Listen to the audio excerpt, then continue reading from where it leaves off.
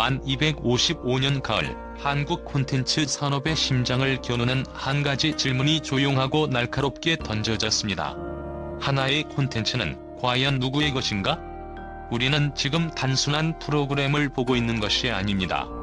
최강야구라는 하나의 이름 아래 JTBC와 장시원 PD가 전혀 다른 두 개의 정체성을 들고 충돌하고 있습니다. 하나는 방송국의 자본력과 계약서라는 전통적 권리, 다른 하나는 창작자의 철학과 팬덤의 공감이라는 시대적 가치. 이 싸움은 단순히 법정 다툼이 아닙니다. 그 충돌의 한가운데에 선 것이 바로 불꽃야구입니다. 콘텐츠의 영혼이 누구에게 속해 있는가를 묻는 대한민국 미디어 산업의 철학적 심판이기도 합니다. 법적 등기부등본을 가진 쪽일까요? 아니면 정서적 등기부등본을 받은 쪽일까요? 이 질문에 대한 선택은 곧 우리가 앞으로 어떤 콘텐츠를 지지할 것인가라는 방향타가 될 것입니다. 오늘 우리는 이참에 한 미디어 전쟁을 단순히 시청하는 것을 넘어 한결의 주체로서 함께 읽어나갈 것입니다. 본격적인 분석의 첫 칼날은 JTBC의 논리, 바로 소유권의 검입니다. 이 주장은 단순하지만 그 파급력은 절대 가볍지 않습니다. JTBC는 최강야구 프로젝트에 수백억 원대의 막대한 자본을 투자했으며 이는 단순한 제작비 충당을 넘어 공중파급 브랜드 가치를 구축하는 데 결정적인 근간이었습니다. 그들은 기획서 작성부터 상표 등록 절차, 그리고 핵심 제작진과의 명백한 법적 계약서를 통해 형식적, 실질적 법적 소유권을 확고히 확보했다는 입장입니다.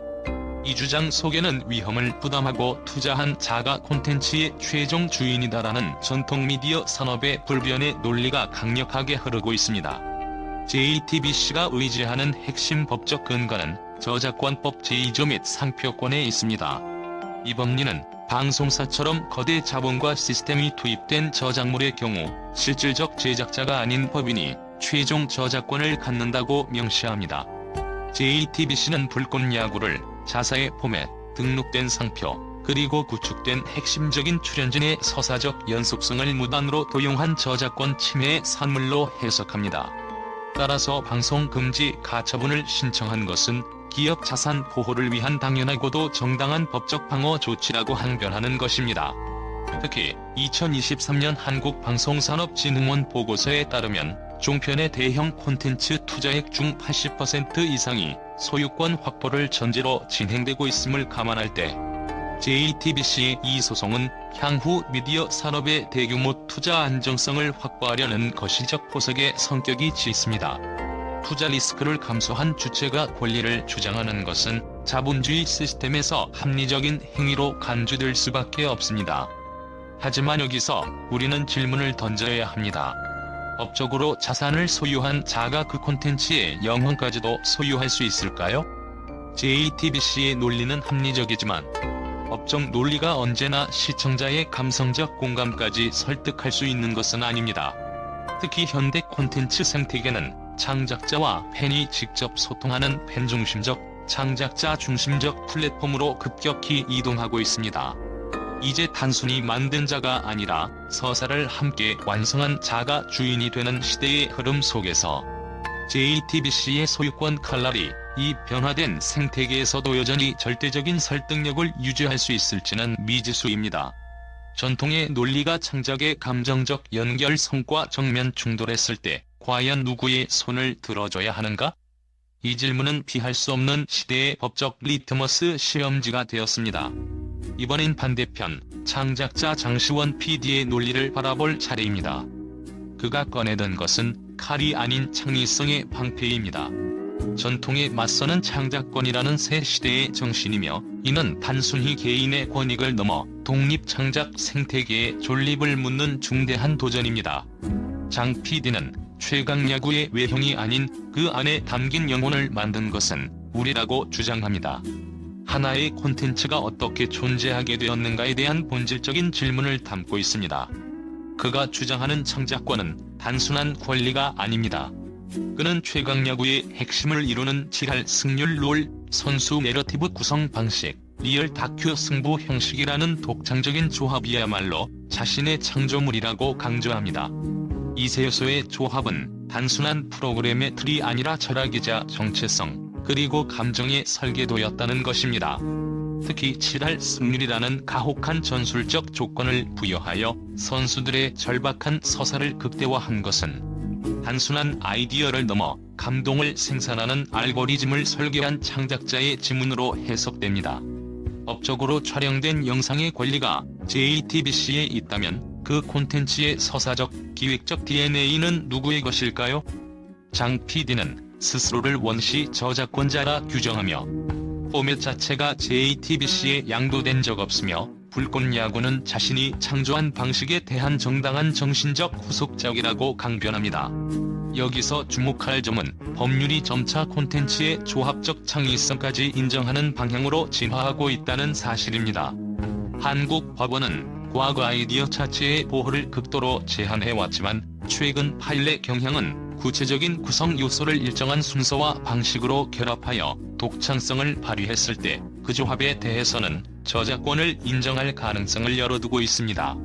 리얼리티 요소가 누구나 쓸 수 있는 소재일지라도 그 소재를 어떤 순서로, 어떤 맥락으로 배열하는지, 심지어 어떤 톤 앤 매너로 출연진의 감정을 끄집어내는지가 바로 창작자의 지문이라는 해석에 힘이 실립니다.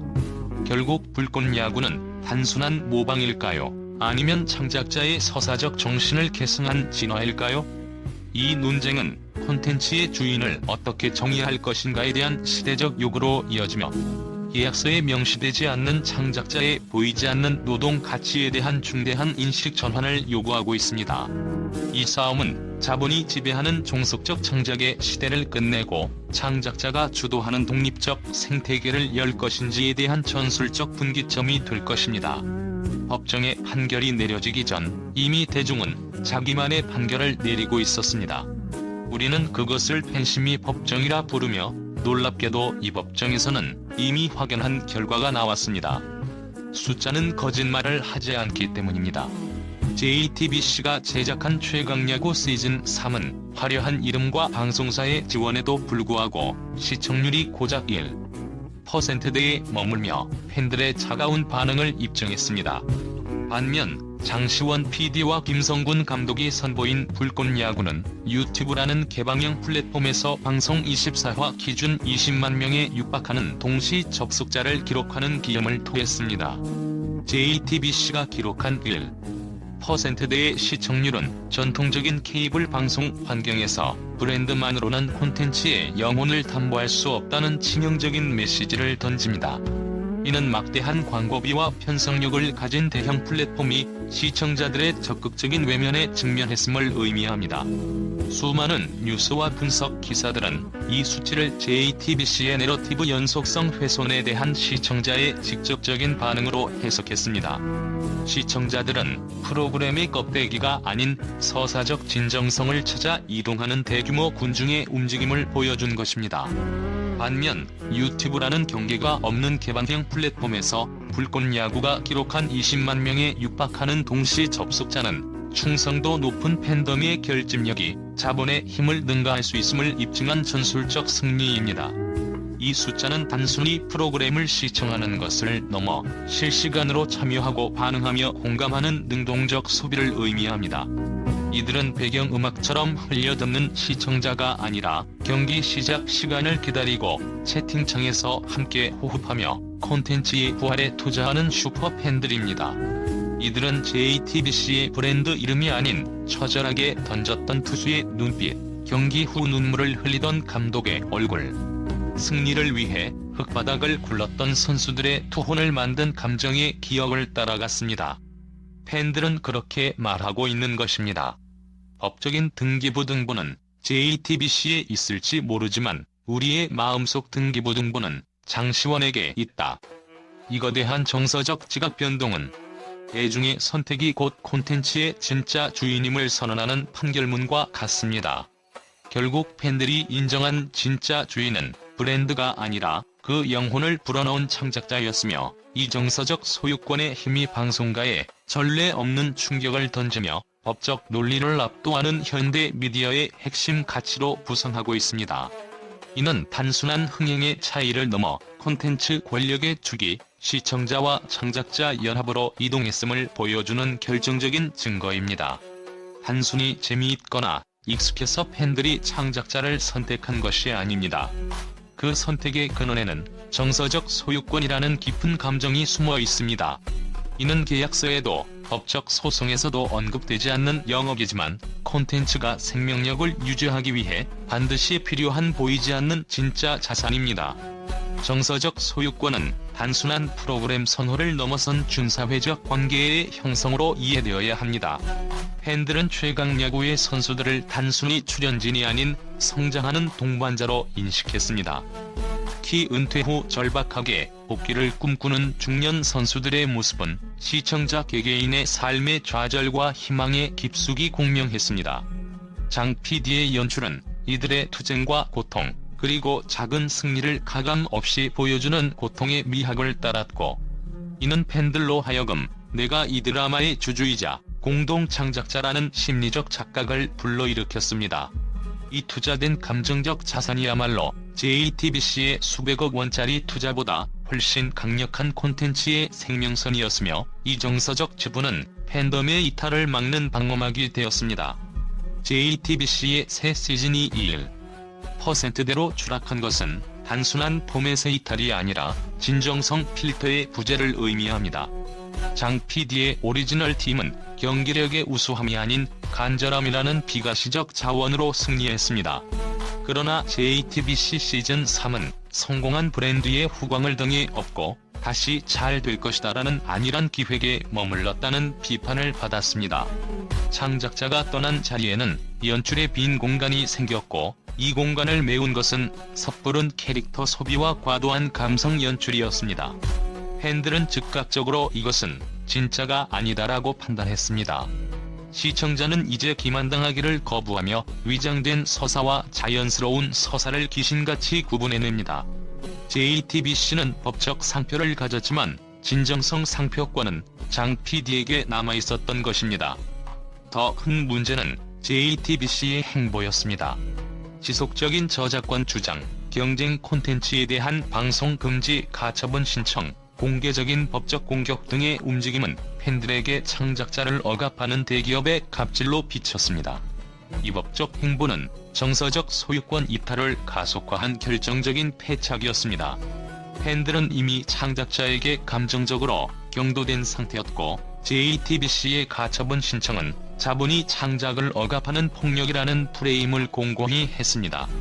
이는 대중매체의 고질적인 문제인 대기업 대개인의 대결 구도를 형성하며 장 PD에게는 팬들의 지킴이라는 강력한 서사를 부여했습니다. 이 법적 충돌은 단순한 소송을 넘어 창작자를 지키려는 팬덤의 자발적인 연대를 촉발시켰습니다. 언론과 소셜미디어는 JTBC의 행보를 비판하는 목소리로 가득 찼고, 이는 곧 불꽃 야구를 시청하는 것이 창작자를 지지하는 행동이라는 강력한 도덕적 정당성을 부여하는 결과를 낳았습니다. 정서적 지분을 확보한 팬덤은 이제 단순한 소비자가 아니라 콘텐츠의 도덕적 투자자로 진화한 것입니다. 여기서 우리는 다시 질문을 던져야 합니다. 정서적 소유권을 잃은 브랜드는 법적으로 진짜 주인일 수 있을까? 오늘날의 콘텐츠는 이제 만든 사람과 투자자만의 것이 아닙니다. 그 안에서 웃고 울고 공감한 팬들의 감정이 곧 지분을 가집니다. 이 감정의 지분이 바로 창작자의 손을 들어준 핵심 이유이며, 법보다 강한 영향력을 가진 진정성의 가치를 증명하고 있습니다. 모든 것이 감정으로 움직였던 전장, 이제 그 감정의 무게를 법이라는 냉철한 저울이 재는 시간이 다가왔습니다. 2025년 10월 법원이 내릴 가처분 결정은 단순한 명령이 아닙니다.